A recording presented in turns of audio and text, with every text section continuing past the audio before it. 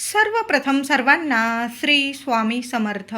स्वामी महाराजांच्या कृपेने तुमच्या सर्व चांगल्या इच्छा पूर्ण होत ही स्वामींचरणी प्रार्थना करते आणि आजच्या व्हिडिओला सुरुवात करते. 21 मे 2026 गुरुवार दिवशी अधिक महिन्यातील गुरु पुष्यामृत योग आलेला आहे. गुरुवारी पुष्य नक्षत्र येते, त्यास गुरु पुष्यामृत योग म्हणतात. हा योग पोषण करणारा आहे, अक्षय फळ देऊन जाणारा हा योग आहे. या दिवशी केलेली खरेदी अखंड अक्षय टिकून राहते, शुभ ठरते. तर बघा, अक्षय फळ देणारी ही तिथी म्हणजे गुरु पुष्यामृत योगाची तिथी. तर या दिवशी आपल्याला काही सेवा उपाय करायचे आहे. नाही महिलांनो, दादांनो, तुम्हाला अधिक महिनाभर नाही सेवा जमत ना, मग या 21 तारखेला गुरु पुष्यामृत योगावर, अधिक महिन्यातील गुरु पुष्यामृत योगावर काही सेवा उपाय जर तुम्ही केले ना, संपूर्ण अधिक महिन्याचं तुम्हाला फळ मिळणार आहे. सोन्यासारखे अनुभव येतील. तर 21 तारखेला 21 मे 2026ला पहाटे 6:05 हा गुरु पुष्यामृत योग प्रारंभ होत आहे आणि उत्तर रात्री 2:49 हा गुरु पुष्यामृत योग संपत आहे. 21 मे 2026 संपूर्ण दिवस रात्र हा गुरु पुष्यामृत योग आलेला आहे. बघा, एवढा मोठा गुरु पुष्यामृत योग बऱ्याच वर्षांनी आल्यामुळे खूप सुवर्ण संधी आहे. या संधीचं सोनं नक्कीच करून घ्या. महिनाभर नाही सेवा जमत ना, तर या एकमेव या दिवशी जरी सेवा केली माझ्या दादांनी, महिलांनी, संपूर्ण अधिक महिन्याचं सोन्यासारखं फळ मिळणार आहे. इतकी लक्ष्मीनारायणांची कृपा होईल, इतकी गुरु माऊलींची कृपा होणार आहे की या जगात कधीच कशाला कमी पडणार नाही आणि कुठला शत्रू तुम्हाला त्रास देऊ शकणार नाही. बघा, चांगले कर्म केले तर चांगलंच फळ मिळतं आणि या गुरु पुष्यामृत योगावर असे छान आपल्याला कर्म करायचे आहे, चांगल्या गोष्टी करायच्या आहे, तर त्याचं सोनेरी आपल्याला फळ मिळणार आहे. या दिवशी चुकून सुद्धा कुणाची निंदा नालस्ती करू नका, कुणाचा अपमान करू नका. गुरु माऊली आहे, कोणत्या रूपात येईल आणि आपली परीक्षा घेऊन जाईल. याच दिवशी काय कधीच कुणाचं मन दुखणार नाही, याची सर्वांनी काळजी घेत जा. बघा, मग चांगल्या कर्माचं फळ अगदी गोड आपल्याला सुवर्ण फळ मिळत असतं आणि ते फळ आपल्या लेकरा बाळांना पुरून उरत असतं. म्हणून कधीच कुणाचा अपमान, निंदा नालस्ती करू नये. आपल्यामुळे कुणाच्या डोळ्यात पाणी येईल तर या गोष्टी तर अजिबात घडू देऊ नका आणि गुरु पुष्यामृत योगावर या गोष्टींची काळजी जरूर घ्या. तर गुरुवारी पुष्य नक्षत्र येते, त्यास गुरु पुष्यामृत योग म्हणतात. हा योग पोषण करणारा आहे. तर या दिवशी केलेली खरेदी अखंड अक्षय टिकून राहते, शुभ ठरते. म्हणून महिलांनो, दादांनो, या गुरु पुष्यामृत योगावर तुम्हाला सोनं खरेदी करायचं असेल करू शकता. सोनं आता सर्वांनाच परवडेल असं नाही. मग सोन्याहून मौल्यवान वस्तू जर तुम्ही घरात घेऊन आल्या तर तुम्हाला लक्ष्मी प्राप्ती होईल, धनप्राप्ती होईल आणि त्या वस्तूंमुळे तुमच्या घरातली अन्नपूर्णा माता नेहमीच प्रसन्न राहील. तर महिलांनो, या दिवशी थोडी का होईना हळद खरेदी करून आणा, मीठ खरेदी करून आणा, थोडेसे 10-20 रुपयाचे धने, अख्खे धने खरेदी करून आणा, लवंग, तांदूळ, गहू, साखर, गूळ, पिवळा धमक गूळ खरेदी करून आणा आणि पिवळं धमक गाईचं तूप. या वस्तू नक्की या गुरु पुष्यामृत योगावर जेवढ्या तुम्हाला हव्या ना तेवढ्या नक्की खरेदी करून आणा. खूप शुभ ठरतात. लक्ष्मी प्राप्ती, धनप्राप्तीसाठी या दिवशी या वस्तूंची खरेदी जेवढी म्हणजे तुम्हाला जेवढं परवडेल ना तेवढं नक्कीच या वस्तूंची खरेदी करा. चांदी खरेदी करायची असेल चांदी खरेदी करू शकता.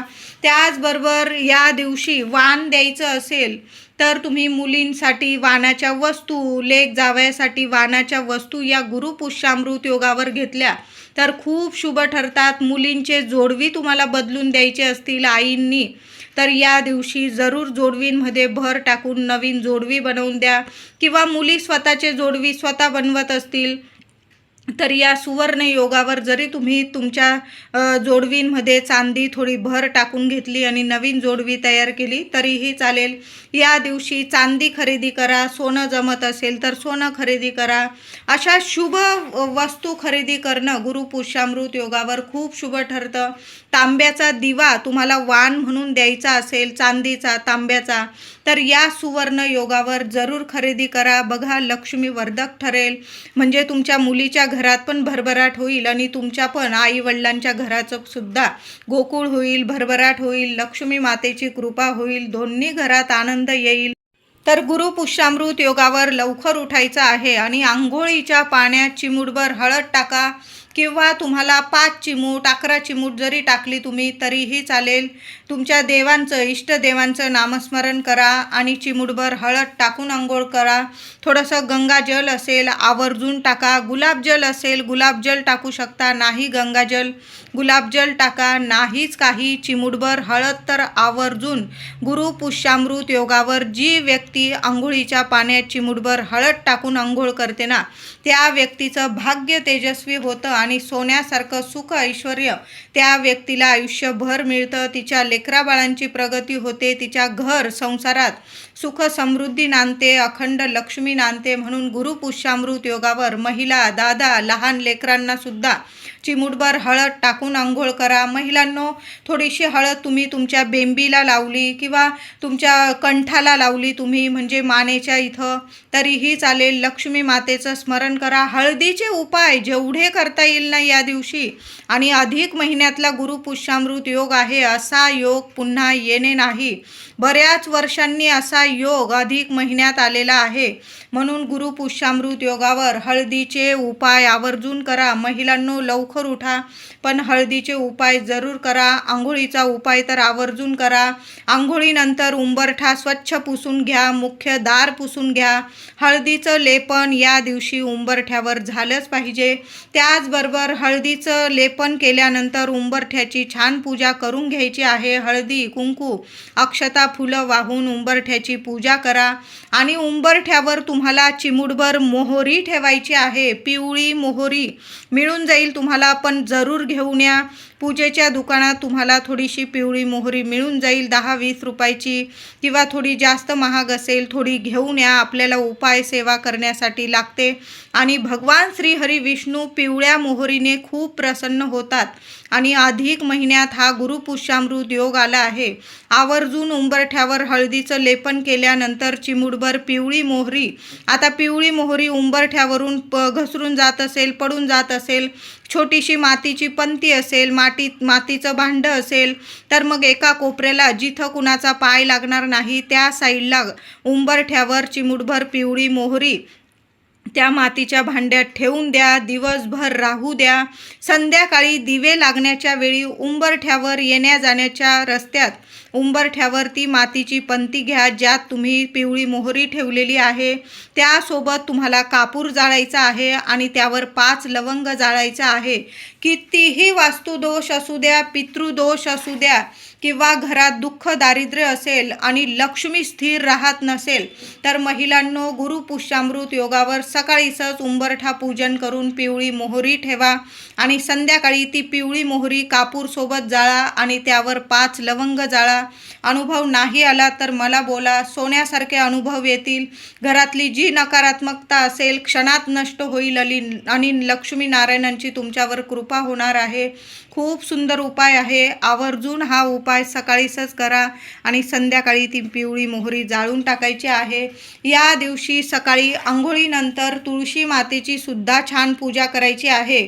2 चमचे गाईचं दूध तुळशी मातेला अर्पण करायचं आहे. आता गाईचं दूध नसेल तर मग थोडं पाणी अर्पण करा आणि चिमूटभर हळद तुळशी मातेच्या मुळाशी अर्पण करायचं आहे. 1 रुपयाचं नाणं त्या मातीजवळ म्हणजे तुळशीजवळ ठेवून द्यायचं आहे. हळदी कुंकू वाहून त्या नाण्याची पण पूजा करा, तुळशी मातेची पूजा करा. तुपाच्या दिव्याने तुळशी मातेला ओवाळून घ्यायचं आहे. ओम नमो भगवते वासुदेवाय नमः. सकाळी सुद्धा 21 वेळा मंत्र जपा आणि संध्याकाळी सुद्धा गाईच्या तुपाचा दिवा या दिवशी दोन्ही वेळेला तुळशीजवळ लागलाच पाहिजे. महिलांनो, आवर्जून ही सेवा करा. संपूर्ण महिनाभराचं तुम्हाला फळ मिळणार आहे. महिनाभर नाही जमलं तुम्हाला या गोष्टी करायला तरीही चालेल, पण या गुरु पुष्यामृत योगावर आवर्जून या सेवा करा. खूप सुंदर फळ मिळेल तुम्हाला. तर तुळशीची पूजा करा आणि 1 रुपयाचं नाणं ते संध्याकाळी काढून घ्यायचं. दिवसभर राहू द्या. संध्याकाळी काढून घ्यायचं आणि तुमच्या देवघरात थोड्या वेळ ठेवा आणि नंतर तुमच्या तिजोरीत ठेवायचं आहे. एखाद्या लाल कपड्यात बांधून ठेवा किंवा एखाद्या पर्समध्ये डबीत वगैरे ठेवून दिलं चालेल. ते नाणं मोडू नका, म्हणजे खर्च करू नका. दिवस रात्र तुमच्या घरात पैशाला पैसा खेचून येईल, लक्ष्मी प्राप्ती होईल, आर्थिक स्थिती तुमची इतकी मजबूत होईल. म्हणून 1 रुपयाचं नाणं गुरुपुष्यामृत योगावर तुळशीच्या मातीत जरूर ठेवायचं आहे. या गुरुपुष्यामृत योगावर स्वामींची मूर्ती असेल, पंचोपचार पूजा करा, छान असा अभिषेक करायचा आहे. फोटो असेल पुसून घ्या. छान अशी चाफ्याची फुलं मिळाली या दिवशी तर आवर्जून स्वामींना, गजानन माऊलींना, साईबाबांना, दत्त माऊलींना जरूर आवर्जून आपल्या देवघरात अर्पण करा. नसेल तुमच्याकडं या गुरु माऊलींच्या मूर्ती, फोटो तर बाळकृष्णाची मूर्ती तर प्रत्येक देवघरात असते. बाळकृष्णाच्या मूर्तीवर अभिषेक घालून छान अशी स्थापना करा. पिवळा कपडा असेल तर आवर्जून देवघरात अंथरून घ्यायचा आहे. नसेल लाल कपडा असेल, स्वच्छ कपडा अंथरा, त्यावर तांदळाची रास करा, त्यावर देवांची स्थापना करा आणि पिवळ्या रंगाची फुलं आवर्जून या दिवशी देवांना अर्पण करायची आहे. महिलांनो, दादांनो, तुमच्याकडं जर पिवळ्या रंगाचे वस्त्र असेल, साडी असेल, ड्रेस असेल, पुरुष दादांचे कपडे असतील तर आवर्जून या दिवशी पिवळ्या रंगाचे वस्त्र नेसून आपल्या देवांची पूजा आवर्जून करा. खूप छान अनुभव येतील तुम्हाला. स्वच्छ धुतलेले वस्त्र नेसून, पिवळ्या रंगाचे वस्त्र नेसून आपल्या गुरु माऊलींची सेवा करायची आहे आणि दिवसभर गुरूंचा जप करा. श्री स्वामी समर्थ, श्री स्वामी समर्थ. गणगण गणात बोते, गणगण गणात बोते. दत्तगुरु माऊलींचा मंत्र जपा, साईबाबांचा मंत्र जपा. तुम्हाला जो आवडतो ना तो मंत्र जपा.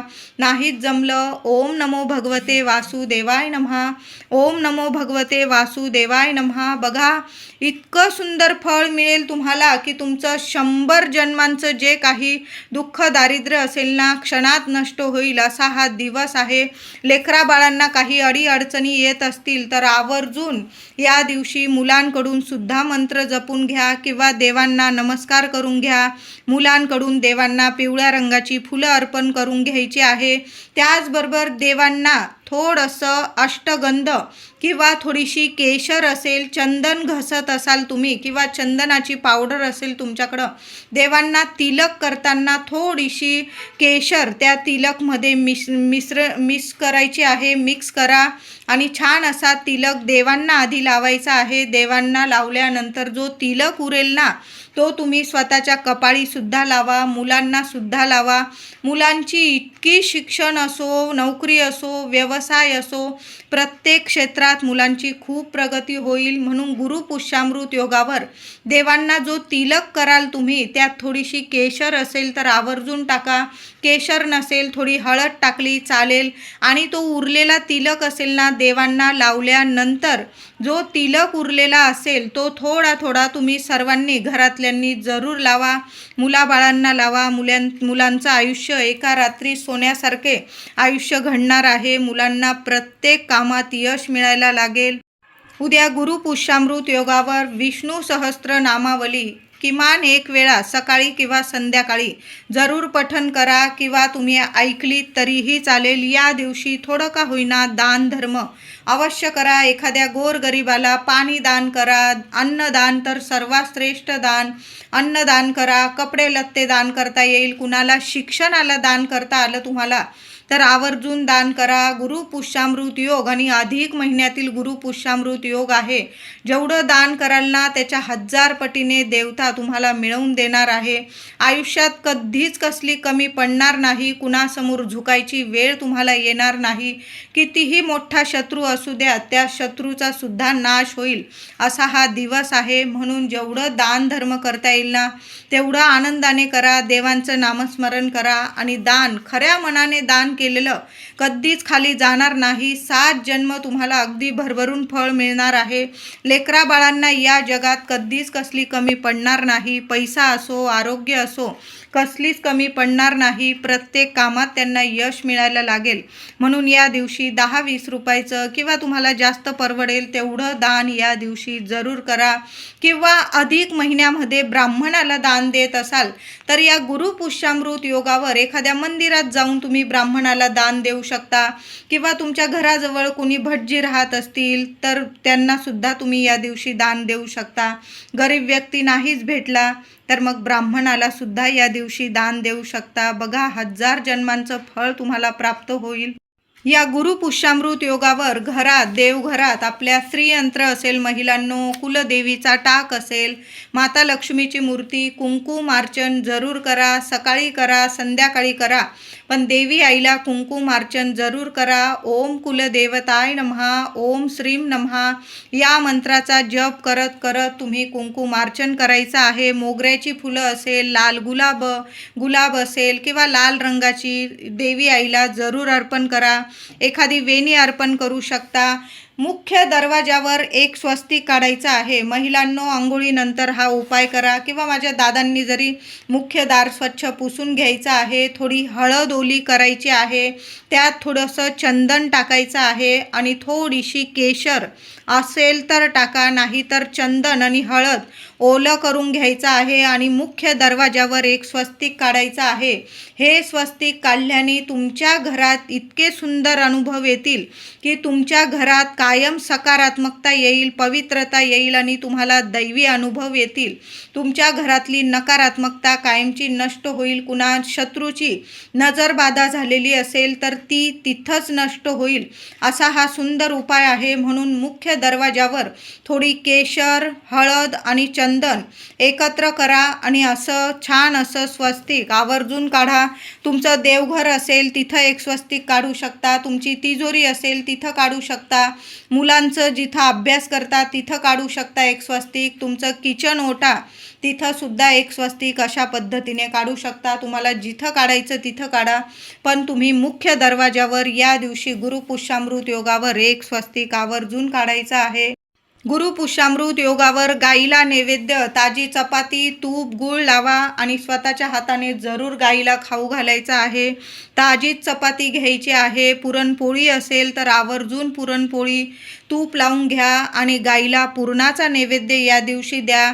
नाही जमलं, ताजी चपाती जरी घेतलं त्याला गाईचं तूप लावा, थोडासा गुळाचा खडा ठेवा आणि स्वतःच्या हाताने गाईला, गोमातेला सकाळी गाय मिळो, संध्याकाळी पण आवर्जून गाईला आवर्जून नैवेद्य खाऊ घालायचा आहे. या दिवशी सर्वांनी देवांच्या दर्शनाला जरूर मंदिरात जा. घरात सुद्धा सेवा करतो आपण, पण मंदिरातून दर्शन घेऊन जर आलात ना तुम्ही या दिवशी घरात, तर घरात इतकी सकारात्मकता येईल तुमच्या आणि लक्ष्मी स्थिर होईल तुमच्या घरात. म्हणून स्वामींचं मंदिर असेल, स्वामींचं दर्शन घ्या. लक्ष्मीनारायणांचं मंदिर असेल तिथं जाऊन दर्शन घ्या.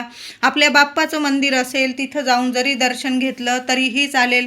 मंदिरातून घरी येताना आपल्याच घरी यायचं आहे. कधी पण देव दर्शन करून ते पाय आपल्याच घरात आणायचे आहे, मगच त्याचं संपूर्ण फळ आपल्याला मिळत असतं. म्हणून गुरुपुष्यामृत योगावर आपल्या देवांची सेवा आवर्जून करा. गुरुपुष्यामृत योगावर जेवढी तुळशीची पानं आणता येईल ना, बाहेरून घरातली तुळस तोडू नका. आदल्याच दिवशी तोडलेली असेल तर चालेल, पण गुरुपुष्यामृत योगावर आपल्या अंगणातली, दारातली, खिडकीतली तुळस तोडू नका. तुम्ही फुलवाल्या दादांकडून तुळशीची पानं आणा आणि देवांना, बाळकृष्णांना जेवढी तुळस अर्पण कराल ना या दिवशी तरी चालेल. छान अशी तुळशीचा अभिषेक करा. देवघरात एक तुपाचा दिवा लावा, तेलाचा पण लावा. तुपाच्या किंवा तेलाच्या दिव्यामध्ये तुम्हाला चिमूटभर हळद टाकायची आहे, 2 लवंगा आणि 1 कापराची वडी टाकायची आहे. या दिवशी तुळशीजवळ सुद्धा एक तुपाचा दिवा लावा. मुख्य दाराशी सुद्धा दोन्ही वेळेला महिलांनो तेलाचे लावा, तुपाचे लावा, पण दिवे जरूर लावा. बघा, घर अंगण इतकं छान वाटलं पाहिजे की लक्ष्मी माता धावत आली पाहिजे आणि आपलं घर अंगण, आपला उंबरठा सोडून कधीच गेली नाही पाहिजे. असा हा सुवर्ण दिवस आहे. जेवढी सेवा कराल ना सोन्यासारखं फळ मिळणार आहे तुम्हाला. तुमची ही सेवा कधीच खाली जाणार नाही. या दिवशी देवांना, स्वामींना केळी अर्पण जरूर करा.